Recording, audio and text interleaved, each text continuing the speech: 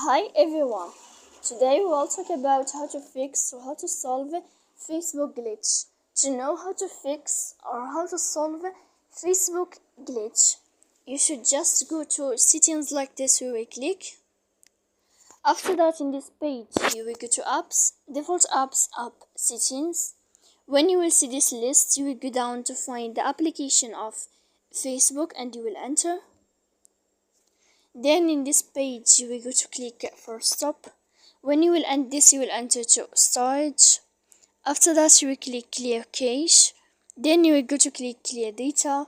And when you will end all this stuff here, as you see, you can turn off your phone. So please don't forget to support us by like and subscribe. See you next time in another video, and thank you for your watching and your attention.